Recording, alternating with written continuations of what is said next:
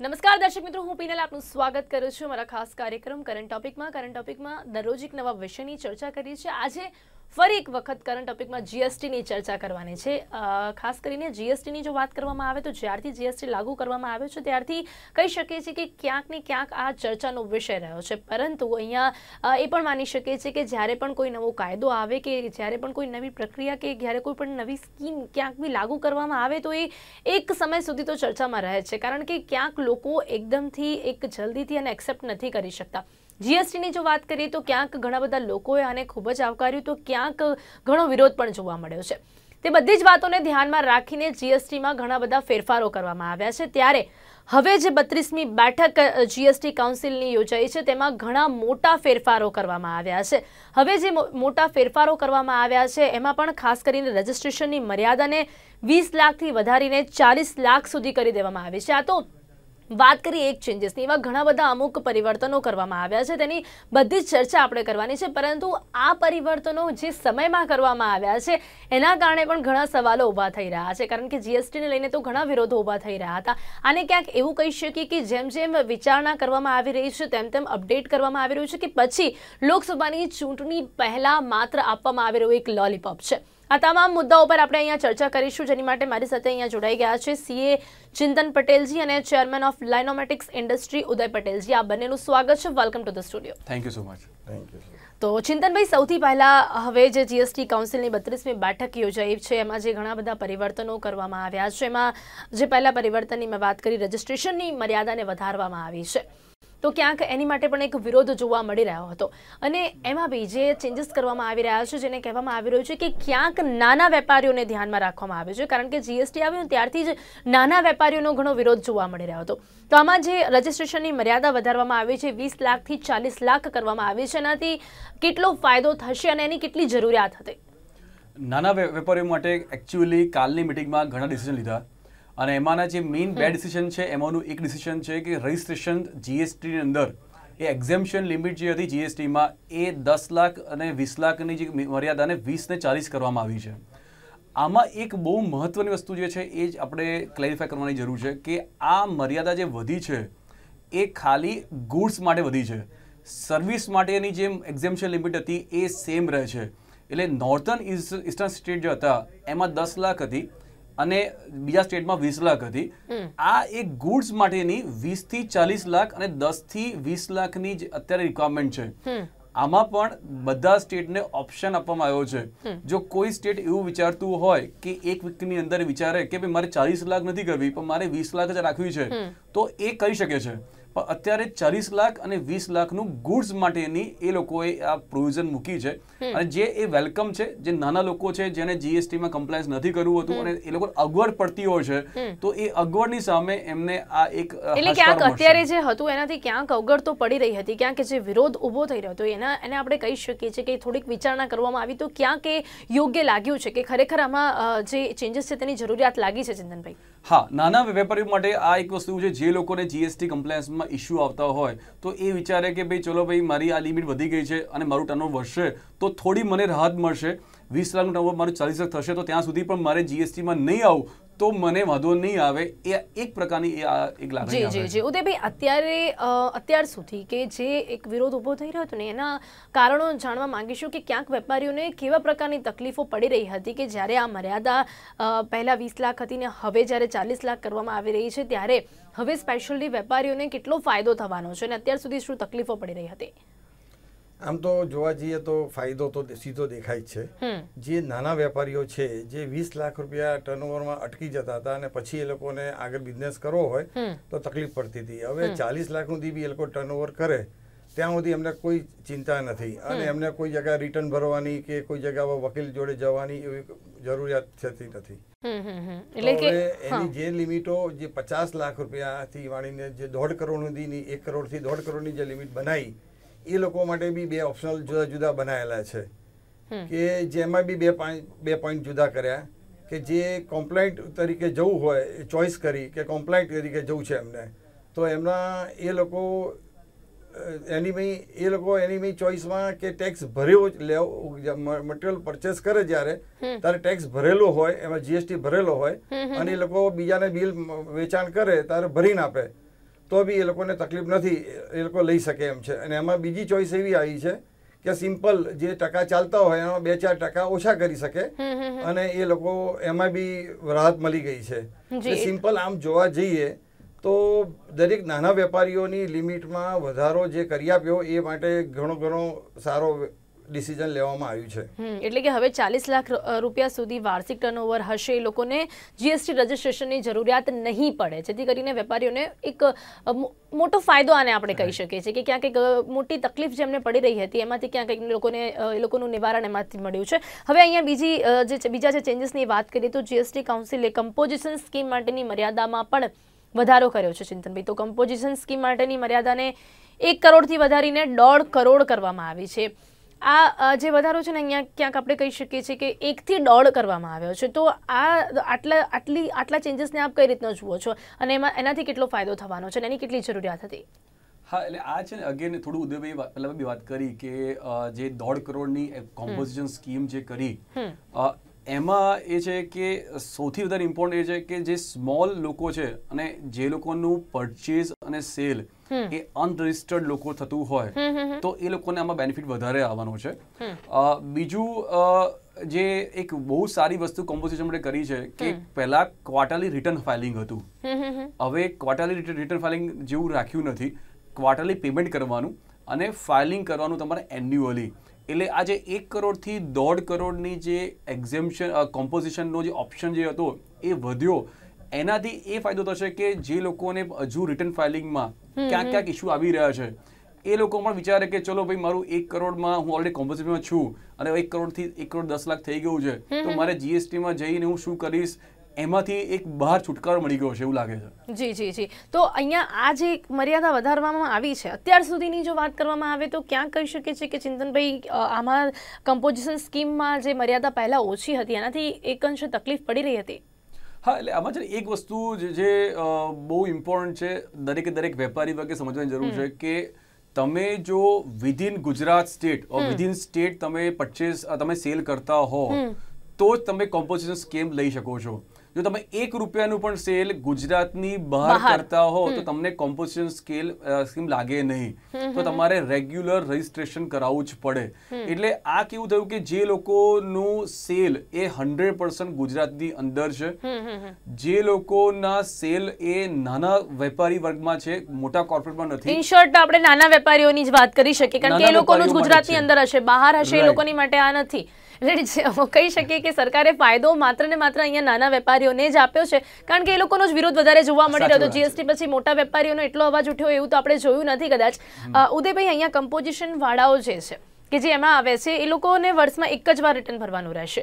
એટલે ક્યાંક કમ્પોઝિશન જે સ્કીમ છે, જે કમ્પોઝિશન વાળાઓ છે એમાં જે વર્ષમાં એકવાર એ લોકોને રિટર્ન ભરવાનું રહેશે એનાથી એ લોકોને ફાયદો થશે, પણ એ સિવાયવાળા લોકોને નહીં થાય એવું માની શકીએ છીએ આપણે. બટ નેચર છે, એમને જ જરૂરિયાત હતી અને જે નાના માણસો જે વર્ષમાં એક વખત રિટર્ન ભરવું પડતું હતું અને એમાં જે મેન્યુફેક્ચરો જે જારી ઝાપાવાળા મેન્યુફેક્ચર હોય, જે ફેબ્રિકેશન કામ કરતા હોય કે બીજા એવા એ ટાઈપના ધંધાઓ નાના બિઝનેસ કરતા હતા, એ લોકો માટે આ બિઝનેસ કરો અને કાં તો એમને રિટર્ન ભરવું એક ટેન્શન જેવું લાગતું હતું અને એ બિઝનેસ વધારી નતા શકતા. આ સ્કીમ જે લાવવાથી એ લોકોને સારી રીતે કામ કરી શકશે અને પોતાના કામમાં ધ્યાન પૂરતું રાખી શકશે. એટલે વકીલના ત્યાં એક જ વખત જવું પડે એમાં બધા માટે લાભદાયી છે. પણ આવું આમ રિટર્ન ભરવું આમ રેગ્યુલર આટલા સુધીમાં સ્કીમમાં આવીને રિટર્ન ભરવું એ પણ ક્યાંક જરૂરી તો હોય ને ચિંતનભાઈ? અહીંયા જરૂરી તો હોય પણ એનો મતલબ એનો નથી કે ભાઈ નાના માણસોને આ બધી બાબતમાં એમના ઇન્ફ્રાસ્ટ્રક્ચર બેક ઓફિસોની બધા સ્ટાફ રાખવો પડે, મોંઘો પડે, ઓવરરેટ એમાં ખર્ચાઓ વધુ આવતા હતા. એ મોટી ઇન્ડસ્ટ્રીઓને બધું પોસાય, નાની ઇન્ડસ્ટ્રીઓ માટે આ સરકારે જે પગલું ભર્યું છે ઘણું સારું છે અને એનાથી શું છે કે એ લોકો બિઝનેસ મોટો કરી શકશે ને નાના માણસો ધીમે ધીમે મોટા થઈ શકશે. અને આ સ્ટેપ આમ જોવા જઈએ તો આવનારી પેઢી માટે આવનારા સ્કીમ માટે ઘણો સારો છે. જે બજારમાં આ લોકોની એક વિરોધ હતો, નાના મેન્યુફેક્ચરો જે અમારી ઇન્ડસ્ટ્રી જેવાને વેન્ડરો જે હતા, આ લોકોને અમે ટ્રેનિંગ આપી તો બી સક્સેસ ગયા નતા અમે, અને એ લોકો જીએસટી બાબતે તકલીફ આવતી, બિઝનેસ એ લોકોએ ઘણા લોકોએ ઓછો કરી દીધેલો અને ના બરાબર કરી દીધેલો. હવે આ સ્કીમ આવવાથી એ લોકોને મોટો બિઝનેસ કરી શકશે અને ઘણો યોગ્ય ડિસિઝન છે એ બધાને આવકાર્યું હશે બધા. જી જી, ક્યાંક આ જીએસટી આવવાથી લોકો આ જે સમગ્ર જે પ્રક્રિયા હતી ને કે એક જ ટેક્સ કરવામાં આવ્યું, કદાચ એને તો લોકો આવકારી રહ્યા જ હતા, પરંતુ અહીંયા જે અંદર જટિલ પ્રક્રિયા થઈ રહી હતી એનો જે ખર્ચો વધી રહ્યો હતો, કદાચ કહી શકીએ છીએ કે એનો જ વિરોધ હતો ને હવે એ સરકાર સમજી રહી છે અને એટલા માટે જ ક્યાંક આ ચેન્જીસ કરવામાં આવી રહ્યા છે. પણ વાત અહીંયા એ છે કે જ્યારે ચૂંટણી પહેલાં કોઈ ચેન્જીસ કરવામાં આવે એટલે સવાલ ચોક્કસપણે ઊભા થાય છે.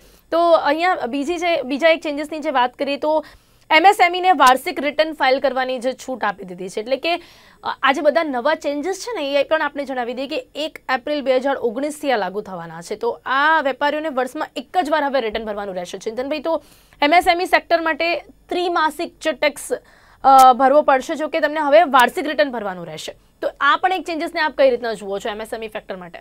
હા, એટલે આમાં છે ને એક વસ્તુ, એક ક્લેરિફિકેશનની જરૂર છે કે જે વાર્ષિક રિટર્ન જે છે અને વાર્ષિક રિટર્ન અને જે ત્રિમાસિક પેમેન્ટની વાત કરીને એ બધા માટે નથી. જે MSME એક કોમ્પોઝિશન સ્કીમ લેશે એ લોકોને જ આ ફેસિલિટી આપવામાં આવી છે. એટલે પાછું આમાં બી કોમ્પોઝિશન સ્કીમ વાળા લોકોને જ મળશે. એટલે તમે જો એમાં 2 ભાગ પાડ્યા છે. 1 કરોડ થી 1.5 કરોડની લિમિટ છે, એમાં 2 ભાગ પાડી ચોઈસ આપી છે કે કોમ્પોઝિશન સ્કીમમાં જેને જવું હોય એમાં જાય અને ના જવું હોય ને જેને પરચેસ કરવું હોય એટલે સિમ્પલ સ્કીમમાં જવું હોય તો એ લોકો જીએસટી વાળો માલ પરચેસ કરે અને એમાં એ લોકો બેનિફિટ લઈ અને જીએસટી વાળું બિલ બીજા મેન્યુફેક્ચરને આપી શકે. પણ આ ચોઇસીસ કેવી રીતના થઈ શકશે ચિંતનભાઈ આમાં જે રીતે બંને સ્કીમ રાખવામાં આવી છે? તો હા, એટલે આમાં કેવું છે કે જેમ કહ્યું કે એક્ઝેમ્પશન લિમિટ એ 40 લાખની આપણે એઝ્યુમ કરીએ અને કોમ્પોઝિશનની લિમિટ એ 1.5 કરોડની છે. એટલે 40 લાખથી 1.5 કરોડની વચ્ચેનું મારું જો ટર્નઓવર હોય તો મારે એ પહેલા એ વિચારવાનું કે મારા માટે અને મારા કસ્ટમર માટે શું બેનિફિશિયલ છે. તો કોને આ બેનિફિશિયલ છે એનું એક ક્વેશ્ચન માર્ક મોટો આવે છે. જે લોકોના કસ્ટમર એ નાના કસ્ટમર હોય, જેને જીએસટીમાં અનરજિસ્ટર્ડ હોય, જેનું પરચેઝમાં પણ એ ઇનપુટ ટેક્સ ક્રેડિટ એ ઓછી હોય કે ના જેવી હોય અને જે લોકો કોમ્પોઝિશનથી પરચેસ કરતા હોય, જે ચેન આખી એ બેઝિકલી કોમ્પોઝિશન જેવી ચેન હોય જેમાં આ મારા કસ્ટમર સપ્લાયર બંને અનરજિસ્ટર્ડ હોય, તો આ બેસ્ટ બેનિફિશિયલ આ થઈ શકે છે. પણ જો એ ના એમાંથી સપ્લાયર કે કસ્ટમર એ રજિસ્ટર્ડ વધારે હોય તો મારો કોસ્ટ થોડો વધી જાય અને કોસ્ટ વધી જાય તો પછી એ ઓવરઓલ છે પ્રાઇસિંગ પર ફરક પડી શકે છે. ઓકે આપણે વધારે આ વિશે ચર્ચા કરીશું, હજી બીજા ચેન્જીસ વિશે પણ વાત કરીશું, પરંતુ એ પહેલા સમય થયો છે એક બ્રેક લેવાનો.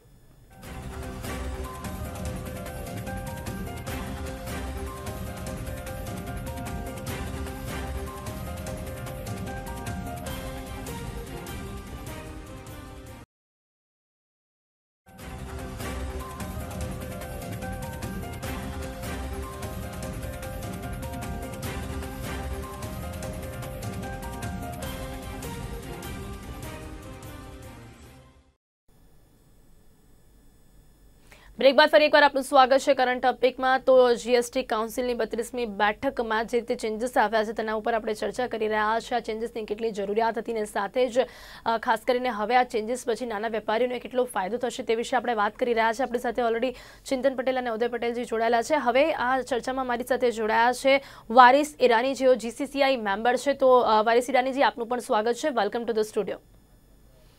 વારિસજી, હવે અમે ચર્ચા તો કરી ખાસ કરીને, પરંતુ આપ GCCI મેમ્બર છો ત્યારે આપ આ ચેન્જીસને કઈ રીતના જોઈ રહ્યા છો ઓવરઓલ બિઝનેસ માટે?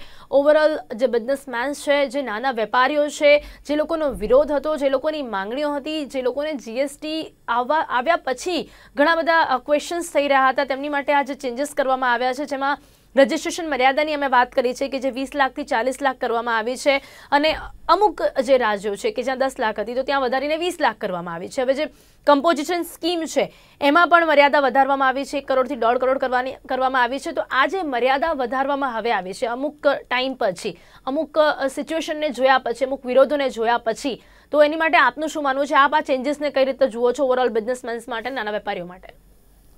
ભારત સરકાર અને જીએસટી કાઉન્સિલ છેલ્લે જે 31મી જીએસટી કાઉન્સિલની મિટિંગથી 22મી ડિસેમ્બરે અને જે 32મી મિટિંગ થઈ ગઈકાલે, આ બંને મિટિંગમાં આપ જોશો તો ભારત સરકાર અને જીએસટી કાઉન્સિલ વેપારીઓને, કરદાતાઓને તથા ઇન્ડસ્ટ્રીઝને જે કંઈ પણ તકલીફો પડી રહી હતી અથવા તો 1.5 વર્ષના ગાળામાં જીએસટીના અમલીકરણ પછી જે કંઈ પણ રજૂઆતો કરેલી હતી તેને હવે ધીમે ધીમે ધ્યાને લઈ રહી છે.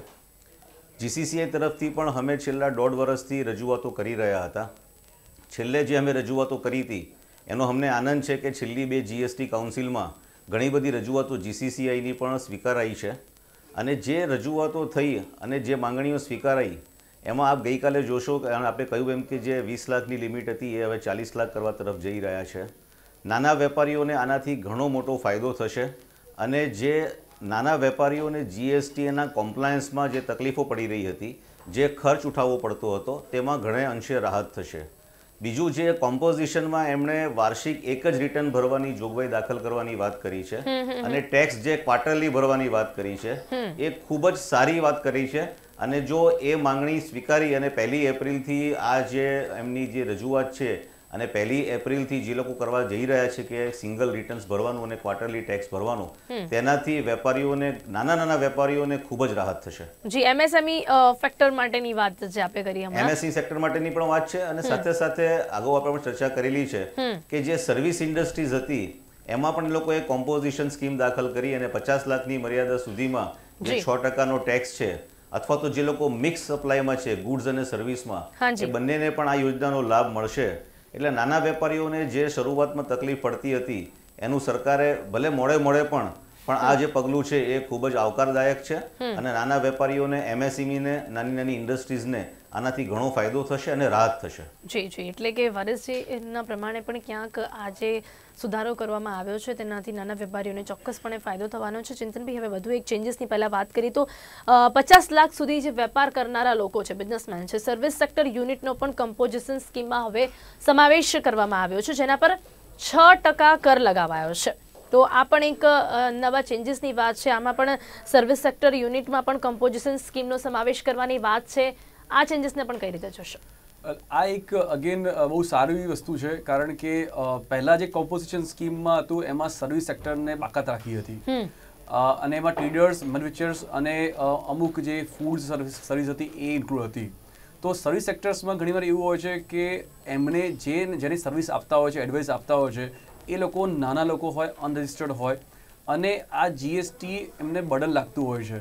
તો કોમ્પોઝિશન સ્કીમની અંદર એમને એડ કરવાથી ઘણા નાના સર્વિસ પ્રોવાઈડર છે જે લોકો અત્યારે જીએસટીનો બોજો પોતે ઉઠાવી રહ્યા છે, કારણ કે જેને જીએસટી મારે ચાર્જ કરવાનું છે એ જીએસટી આપવા તૈયાર નથી હોતું અને એક કોન્સ્ટન્ટ પ્રાઇસ આપી દેતું હોય છે અને જેને હું જીએસટી ચાર્જ કરું છું કાં તો એ ઉઠાવે છે કાં તો હું ઉઠાવું છું. એની સામે મને આ જીએસટી કોમ્પોઝિશનમાં સારું પડે છે. બીજું, સર્વિસ પ્રોવાઈડરમાં એવું છે કે ઇનપુટ ટેક્સ ક્રેડિટની બહુ જરૂર હોતી નથી, કારણ કે એ લોકો પોતે સર્વિસ પ્રોવાઈડ કરે છે, એમને પોતે પરચેસ કરવાનું હોય એવું નથી હોતું. એટલે લોસ જોઈએ ઇનપુટ ટેક્સ ક્રેડિટનો જે જનરલ કોમ્પોઝિશનમાં થતો હોય છે એ પણ એમને થાય નહીં. આજે 6%નું બર્ડન એકવાર લઈ લે તો પછી એમને શાંતિથી કોઈ પણ પ્રકારની ચિંતા વગર આ યોગ્ય છે. જે 6% કર લગાવવામાં આવ્યો છે એ ક્યાંક યોગ્ય રીતે આ ડિસિઝન લેવામાં આવ્યું છે. હા, એટલે આમાં કેવું છે કે 6% મને તો વધારે લાગે છે કારણ કે હું સર્વિસ પ્રોવાઈડર છું એટલા માટે. પણ અધરવાઇઝ જો આપણે જોઈએ 1% એ ટ્રેડર્સ માટે, 2% મેન્યુફેક્ચર માટે અને 5% એ ફૂડ સર્વિસ માટે હોય તો એ જોતા 6% એ રિઝનેબલ છે. પણ અધરવાઇઝ મને તો 6% વધારે લાગે. ઓકે, પર્સનલી કારણ કે આપ પોતે કામ કરો છો એટલે કદાચ આપને વધારે લાગે છે. હવે ઉદયભાઈ પાસેથી પણ જાણીએ. ઉદયભાઈ, અહીંયા પણ 6% કર લગાવવામાં આવ્યો છે, પણ એ સાથે આ પણ એક ચેન્જીસ છે કે હવે સર્વિસ સેક્ટર યુનિટનો પણ કમ્પોઝિશન સ્કીમમાં સમાવેશ કરવામાં આવશે કે અત્યાર સુધી એ નહોતું થતું. તો કેવા પ્રકારની તકલીફો લોકોને પડી રહી હતી ને હવે આ એક સોલ્યુશન ને કઈ રીતે લોકો જોશે? આમાં સર્વિસ પ્રોવાઈડર કઈ ટાઈપનો બિઝનેસ કોની જોડે કરે છે એની પર આધાર છે. મારા બધા કસ્ટમર જો મોટા લેવલના હોય એ લોકો તો જીએસટી અગર લગાવેલું બિલ આવે તોય વાંધો હોતો નથી, એ લોકોને મજરે મળે છે. પણ નાના હોય તો તકલીફ. જે નાના સર્વિસ પ્રોવાઈડર છે જેને મારા વકીલ જો હોય કે નાની વ્યક્તિઓ જોડે મારે કામ કરવાનું છે તો એને જીએસટી મજરે આગળ લેવાનો હોતો નથી. તો એ લોકો એવું ચોઈસ કરશે કે ભાઈ તમે 6% મને ફિક્સ કરી આપ્યો છે, ઓકે, હવે વધુ છે જે ચિંતનભાઈ આપણે રજૂઆત કરી, દરેક જણને ટેક્સ વધુ લાગે છે, આ બધું માળખું કીધે ચલાવવું.